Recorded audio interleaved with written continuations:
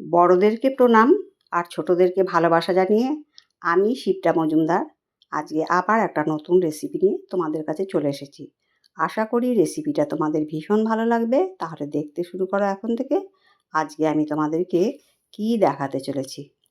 দেখো বন্ধুরা, আমি এখানে 4 পিস ভোলা মাছ নিয়ে নিয়েছি। মাছের মধ্যে হাফ চামচের থেকে একটু কম লবণ দিয়ে দিলাম আর হাফ চামচের মতন হলুদ দিয়ে দিলাম। দিয়ে এবারে মাছটাকে খুব সুন্দর করে মাখিয়ে নেবো, যেন প্রত্যেকটা মাছের মধ্যে লবণ আর হলুদটা খুব সুন্দর করে মাখা হয়ে যায়। দেখো, প্রত্যেকটা মাছকে আমি এইরকম করে গায়ের মধ্যে লবণ আর হলুদ মাখিয়ে নিচ্ছি। এতে করে প্রত্যেকটা মাছের মধ্যে নুনটা অ্যাবজর্ব করবে, তখন মাছটা খেতে খুব ভালো লাগবে। যাই হোক, মাছটা নুন হলুদ মাখানো হয়ে গেল। 10 মিনিট থাক এই অবস্থায়। এবার একটা কড়াই চাপিয়ে দিয়েছি। কড়াই চাপিয়ে এবার সর্ষের তেল পর্যাপ্ত পরিমাণে দিয়ে দিলাম। তেলটা দেখো গরম হয়ে গেছে। এবার চারপাশটা একটুখানি ঘুরিয়ে নিলাম, যাতে মাছগুলো কড়াইয়ের গায়ে আটকে না যায়। তেলটা বেশ ভালো রকম গরম হয়ে গেছে।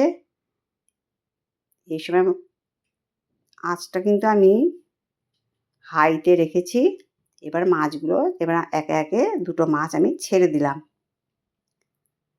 দুটো মাছ দেখো এক পিঠ হয়ে যাওয়ার পরে আমি অপর পিঠটা উল্টে দিচ্ছি।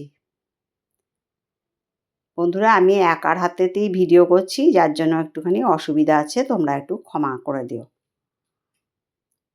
এরপরে দেখো, আমি মাছগুলোকে ধীরে ধীরে উল্টে দিলাম।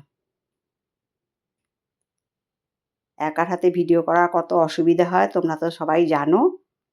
যাই হোক, মাছগুলোকে অনেক কষ্টে দু পিঠ উল্টে সুন্দর করে ভেজে নিলাম। এবারে একটা বাটিতে নামিয়ে রাখলাম। এরপরে কড়াইয়ের মধ্যে যে তেলটা বাঁচলো তার মধ্যে আরও 2 পিস মাছ দিয়ে দিলাম। মাছগুলো আমি গোটাই রেখেছি, মাঝখান দিয়ে কাটিনি। মাছগুলো একটু বড় সাইজেরই আছে। যাই হোক, এবারে উল্টে পাল্টে সুন্দর করে ভেজে নিচ্ছি। এক পিঠ ভাজা হয়ে যাওয়ার পরে অপর পিঠটাও এইভাবে উল্টে নিলাম। দেখো, মাছটা যখন এরকম ভাজা হয়ে গেল তখন তেল ছেঁকে ওই বাটির মধ্যেই নামিয়ে নিলাম। দেখো, 4 পিস মাছ আমার ভাজা হয়ে গেছে। এরপরে আমি এর আগে একটা মশলা করে রেখেছিলাম, একটা সিক্রেট মশলা, সেটা পরে দেখাবো।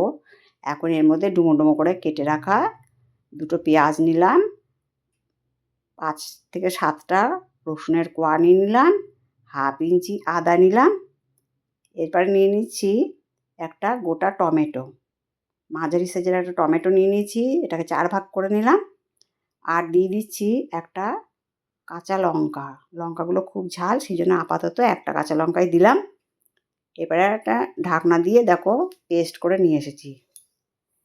এরপরে সর্ষের তেলটা যেটা মাছ ভাজার পরে বাঁচলো তার মধ্যে একটা শুকনো লঙ্কা ফোড়ন দিয়ে দিলাম। তারপরে দিয়ে দিলাম হাফ চামচ কালো জিরে। ফোড়নটা থেকে যখন খুব সুন্দর গন্ধ বেরিয়ে গেল সেই পর্যন্ত আমাকে ভেজে নিতে হবে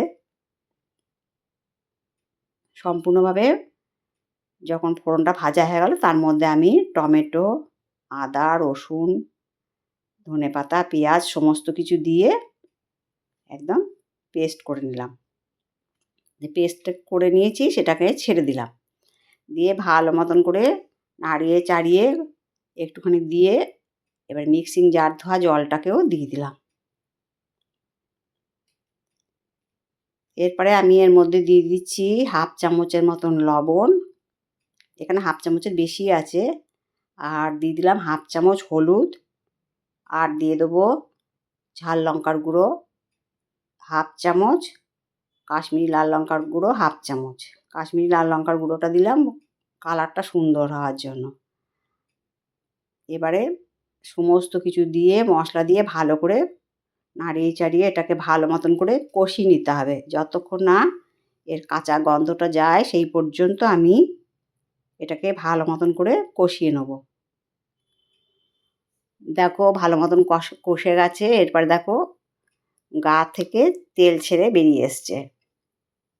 এই পর্যায় পর্যন্ত আমি ভালো মতন করে কষিয়ে নিয়েছি। যতক্ষণ না কাঁচা গন্ধ যায় সেই পর্যন্ত কিন্তু আমাকে কষিয়ে নিতে হবে। যাই হোক, মশলাটা কষানো হচ্ছে আর এইদিকে আমি একটা মশলা তৈরি করে নেব। গুঁড়ো মশলা করে নিচ্ছি। দেখো, এর মধ্যে দিলাম 1 চামচ কালো সর্ষে, 1 চামচ হলুদ সর্ষে দিয়ে এটাকে একটুখানি সময় নাড়িয়ে চাড়িয়ে ভেজে নিচ্ছি। যখন দেখো চিটপিট করে ফুটছে সেই পর্যায়ে আমি দিয়ে দিলাম 1 চামচ পোস্ত দিয়ে এটাকে আবার একটুখানি সময় ভেজে নিলাম, যেন পুড়ে না যায় সেই দিকেও লক্ষ্য রাখতে হবে। আর কিছুক্ষণ ভাজার পরে দিয়ে দিলাম 1/2 চামচের মতন জিরে। এই সিক্রেট মশলাটা দিলে আজকে তোমাদেরকে যে ভোলা মাছের রেসিপিটা তৈরি করে দেখাচ্ছি একটা অপূর্ব স্বাদ আসে আর ভীষণ সুন্দর একটা গন্ধ হয়। তোমরা যেভাবে আর 5টা ভোলা মাছের রেসিপি আমরা রান্না করে নিই, যেমন ভোলা মাছের ঝাল করি, তেল ঝাল করি, তারপরে নানা রকম ঝোল টাইপের পেঁয়াজ টেয়াজ দিয়ে করি, এটা কিন্তু একটু আলাদা টাইপের, খেতে ভীষণ ভালো লাগে। যাই হোক, মশলাটা ঢেলে নিলাম দিয়ে একটুখানি ড্রাই পেস্ট করে নিয়ে এসেছি। তোমাদেরকে দেখিয়ে দিলাম। একটু ড্রাই পেস্ট করার পরে একটুখানি জল দিয়ে দিলাম, এটাকেও ভালো মতন করে পেস্ট করে নেব। দেখো পেস্ট করা হয়ে গেছে, তোমাদেরকে দেখিয়ে দিলাম। একদম সুন্দর মসৃণ একটা পেস্ট হয়েছে। আর এদিকে দেখো মশলাটা কষে খুব সুন্দর তেল বেরিয়ে এসছে গা থেকে। এরকম পর্যায় পর্যন্ত আমি সুন্দর মতন করে কষিয়ে নিলাম। কষানোর পরে এরপরে যে মশলাটা বেটে রেখেছিলাম সিক্রেট মশলাটা, সেটা দিয়ে দিলাম। বন্ধুরা, তোমরা চেষ্টা করবে এই মশলাটা দিয়ে একবার অন্তত রান্নাটা করে খাওয়ার জন্য, তাহলে দেখবে ভোলা মাছের যেরকম নানা রকম আমরা আইটেম খাই তার থেকে একটুখানি সম্পূর্ণ আলাদা টাইপের, এটা খেতে কিন্তু ভীষণ ভালো লাগে। যাই হোক, ভালো মতন মশলাটা দেওয়ার পরে সুন্দর করে কষিয়ে নিতে হবে। দেখো কষানোটা হয়ে গেছে, তেলটা বেরিয়ে এসছে মশলার গা দিয়ে, সেই পর্যন্ত আমি খুব সুন্দর করে কষিয়ে নিলাম।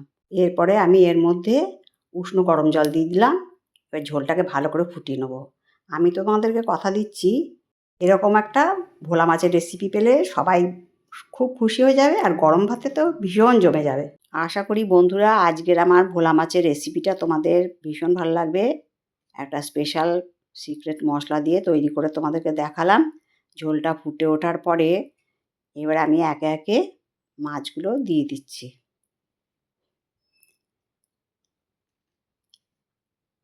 মাছগুলো দেয়া হয়ে গেল। এরপরে বেশ ভালো মতন যখন ফুটে উঠলো তারপরে আমি ওপর থেকে ধনেপাতা কুচি দিয়ে দিলাম।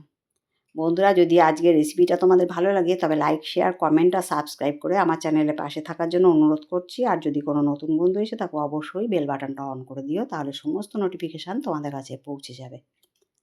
আর এইভাবে একবার রান্না করে খাওয়ার জন্য তোমাদের কাছে রিকোয়েস্ট করলাম। রান্নাটা কমপ্লিট হয়ে যাওয়ার পরে আমি 5 মিনিট স্ট্যান্ডিং টাইমে রেখে এবারেতে একটা প্লেটের মধ্যে সার্ভ করে নিচ্ছি। আমার চ্যানেলে এরকম সহজ সরল অনেক রেসিপি তোমরা দেখতে পাবে। যদি ভালো লাগে তবে অবশ্যই চ্যানেলটা একটু ঘুরে আসতে পারো। দেখো সার্ভ করে দেওয়ার পরে কত সুন্দর দেখতে লাগছে। যাই হোক, আমার কাছের দূরের বন্ধুরা আমার প্রাণ ভরা ভালোবাসা নিও আর সুন্দর সুন্দর কমেন্টসের মাধ্যমে জানিও তোমাদের এই রেসিপিটা কেমন লাগলো। তাহলে আজকে এই পর্যন্ত রাখি, অন্য কোনো দিন অন্য কোনো রেসিপিতে দেখা হবে। কেমন? টাটা।